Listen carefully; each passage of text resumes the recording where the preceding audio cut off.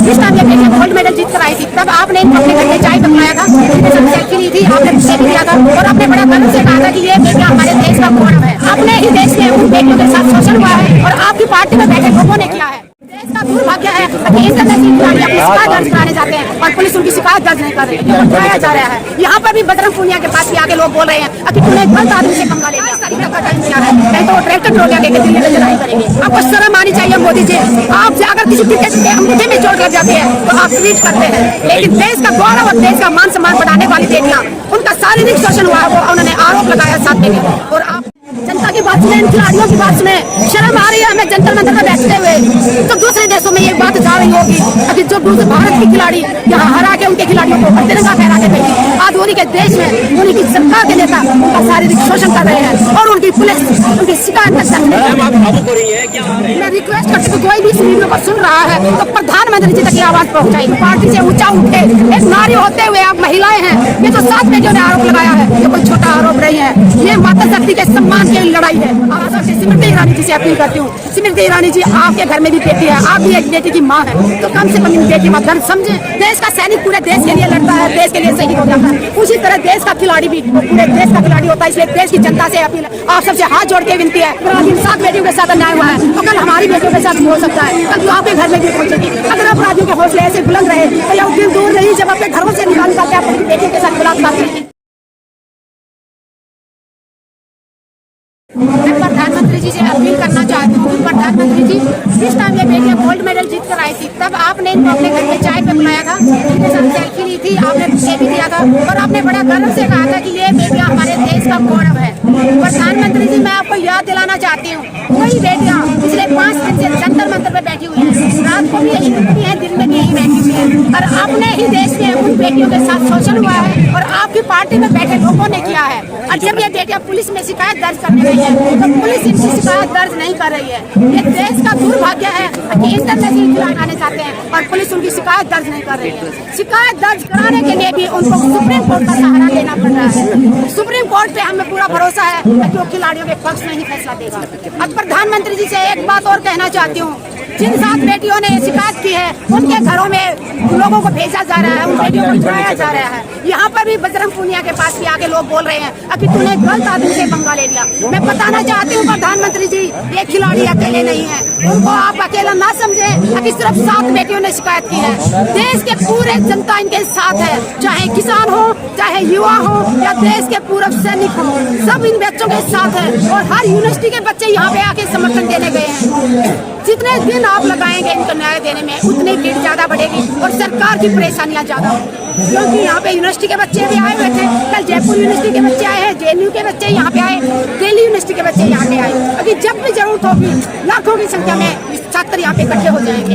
किसान आंदोलन में किसान के संगठनों ने भी ऐलान किया है, 28 तारीख तक का टाइम दिया है, नहीं तो वो ट्रैक्टर ट्रॉलियां लेके दिल्ली में लड़ाई करेंगे। तो इसलिए प्रधानमंत्री जी से अपील करती हूँ अभी जल्द से जल्द इस पे संज्ञान लें। आपको शर्म आनी चाहिए मोदी जी।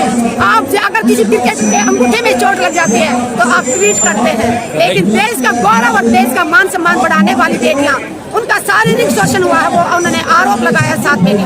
और आपको शर्म आनी चाहिए, आप ट्विटर पे एक लाइन तक नहीं लिख सकते थे। कम से कम प्रधानमंत्री जी का फर्ज बनता था कि जो 7 बेटियों ने आरोप लगाया है हम उसकी अभी जांच करेंगे और अगर ब्रिजभूषण जी दोषी पाए गए तो हम उनको कड़ी से कड़ी सजा देंगे और हम बेटियों के साथ हैं। क्या मुखिया का फर्ज नहीं बनता था? प्रधान सेवक जी आप देश के प्रधानमंत्री हैं तो आपका फर्ज बनता है जनता की भी आवाज सुने। आप हमेशा मन की बात सुनते आ रहे हैं। 100वां एपिसोड आने वाला है, आपसे रिक्वेस्ट है इस बार 100वें एपिसोड में आप जनता के मन की बात सुने। आपके मन की बात हमने बहुत सुनी, हम उसका सम्मान करते हैं। जनता की बात सुने, इन खिलाड़ियों की बात सुने। शर्म आ रही है हमें जंतर मंतर में बैठते हुए। तो दूसरे देशों में ये बात जा रही होगी अभी जो भारत की खिलाड़ी यहाँ हरा के उनके खिलाड़ियों को तिरंगा फहरा के देंगे। आज उन्हीं के देश में उन्हीं की सरकार के नेता उनका शारीरिक शोषण कर रहे हैं और उनकी पुलिस उनकी शिकायत तक दर्ज नहीं। आप भावुक हो रही है, क्या आपकी अपील इतनी भावुकता से आप बोल रही है देश की बेटियों के लिए, क्या प्रधानमंत्री तक वो भावुक अपील पहुंच रही है या उन पर असर नहीं पड़ रहा है? आप क्या आंसू छलक रहे हैं? मैं रिक्वेस्ट करती हूँ कोई भी इस वीडियो को सुन रहा है तो प्रधानमंत्री जी तक की आवाज पहुंचाई, क्योंकि कुछ लोग कह रहे हैं कि प्रधानमंत्री जी को तो पता ही नहीं है।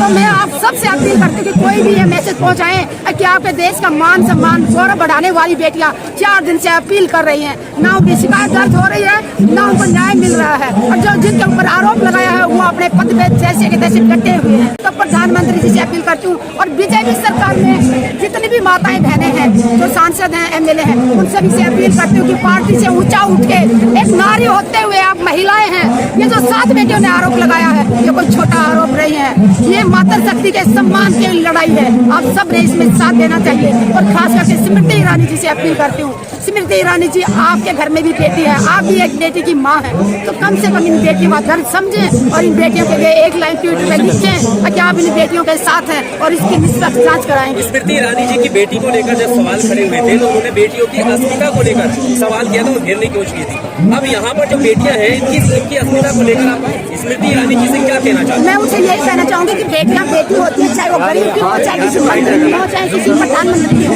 तो बेटियों की इज्जत सबकी बराबर होती है, ना उसमें जाति देखी जाती, ना धर्म देखा जाता।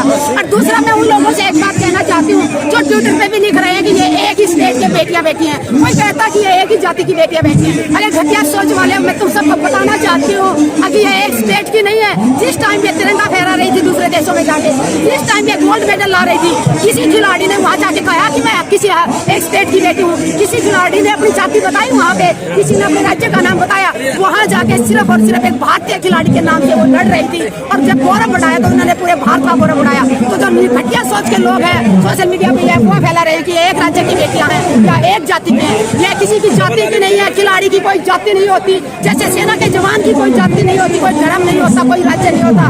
देश का सैनिक पूरे देश के लिए लड़ता है, देश के लिए शहीद हो जाता है, उसी तरह देश का खिलाड़ी भी किसी राज्य का, किसी जाति धर्म का नहीं है, वो पूरे देश का खिलाड़ी होता है। इसलिए देश की जनता से अपील है, आप सब आवाज उठाएं। आप जंतर मंतर नहीं पहुंच सकते, जो दूर दराज इलाके में बैठे हुए, आप सबसे हाथ जोड़ के विनती है, अपने अपने जिला लेवल पे, डिस्ट्रिक्ट लेवल पे आप आंदोलन करें, आप वहाँ बोले, अपने डीसी को जाके ज्ञापन दें कि जो जंतर मंतर में खिलाड़ी बैठे हुए हैं हम उनका समर्थन करते हैं, और जब तक इन बेटियों का न्याय नहीं मिल जाता हम हमारा समर्थन जारी रखेंगे। मैं एक महिला होने के नाते, और मैं भी एक माँ हूँ, अगर आज इन 7 बेटियों के साथ अन्याय हुआ है तो कल हमारी बेटियों के साथ भी हो सकता है, कल तो आपके घर में भी पहुँचेगी। अगर अपराधियों के हौसले ऐसे बुलंद रहे तो यह दिन दूर नहीं जब अपने घरों से निकाल के अपनी बेटियों के साथ बलात्कार करेंगे। इसलिए सबको जागना होगा, क्योंकि महिलाएं सबके घर में है, किसी के घर में माँ के रूप में है, तो किसी के बहन के रूप में, किसी के पत्नी के रूप में, और किसी के बेटी के रूप में। तो माता शक्ति के सम्मान में पूरे देश को आना होगा, एक साथ आना होगा। मैडम, ये भी आरोप लगा रहे हैं जो समर्थक हैं ब्रिजभूषण सिंह के कि भाई ये लोग प्रैक्टिस वगैरह में लापरवाही कर रहे थे, और जब वो टोका टाकी कर रहे थे इस वजह से ये लोग उनके खिलाफ आरोप लगा के साजिश कर रहे हैं, उनको फंसा रहे हैं। अगर ये आरोप झूठा है तो मैं ये कहूँगी कि निष्पक्ष जांच हो। अगर हमारे खिलाड़ी झूठ बोल रहे हैं तो जितने भी खिलाड़ी झूठ बोल रहे हैं सबको सजा हो, हम सरकार के साथ हैं। कम से कम जांच तो हो, ऐसे ही फैसला कैसे कर लिया कि ये झूठ बोल रहे हैं। कोई भी महिला, मैं जानती हूँ, मैं भी एक महिला हूँ, कोई भी बेटी यौन शोषण का झूठा आरोप नहीं लगा सकती, क्योंकि उसको शर्म आती है कि मैं पब्लिक में जाके कैसे बताऊं कि किसी ने मुझे छुआ, किसी ने मुझे छेड़ा, किसी ने मुझे खींचा।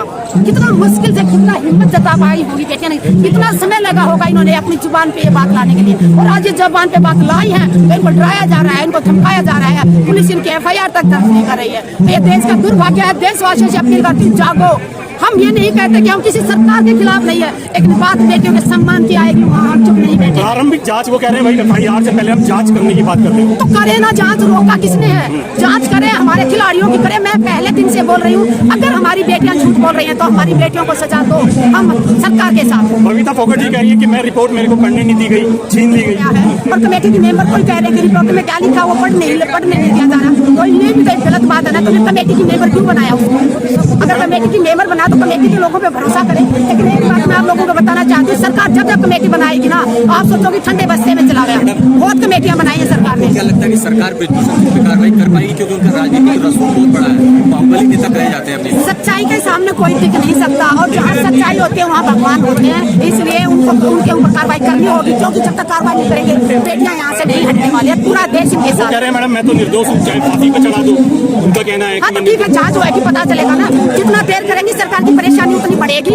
राजस्थान से कल हमारे बेनीवाल आए थे, वो हनुमान बेनीवाल समर्थन करने आए थे। आज जयंत चौधरी जी आए हैं यूपी से, देश के कोने कोने से लोग आ रहे हैं, सांसद आ रहे हैं, MLA आ रहे हैं, बहुत सामाजिक कार्यकर्ता लोग आ रहे हैं। और सबसे खुशी की बात यह है, मातृ शक्ति सबसे ज्यादा संख्या में यहाँ पे आ रही है। बहुत सारे NGO हैं जो महिलाओं के सम्मान में यहाँ पे आए हैं। बेटी बचाओ बेटी पढ़ाओ का नारा देने मौन क्यों, उस पर भी मौन है। बेटी बचाओ बेटी पढ़ाओ का सिर्फ और सिर्फ नारा देते हैं, ग्राउंड पे नहीं करते हैं। कर्मी और पत्नी में जमीन आसमान का फर्क है। प्रधानमंत्री जी से एक बात कहना चाहती हूँ, अब देश के पूरा सैनिक इनके साथ हैं, देश के युवा सारे इनके साथ हैं। जयपुर की यूनिवर्सिटी के बच्चे कल यहाँ पे आए थे, विश्वविद्यालय के दिल्ली यूनिवर्सिटी के बच्चे यहाँ पे आए, जेएनयू के बच्चे आए, देश के कोने कोने से विश्वविद्यालयों के बच्चे सब साथ हैं, किसान संगठन सभी साथ हैं, तो मातृशक्ति हम सब साथ हैं। बच्चों को न्याय नहीं मिलेगा, लड़ेंगे मैडम, कब तक जब तक बेटियों को न्याय नहीं मिल जाता हम यहाँ से नहीं हटेंगे।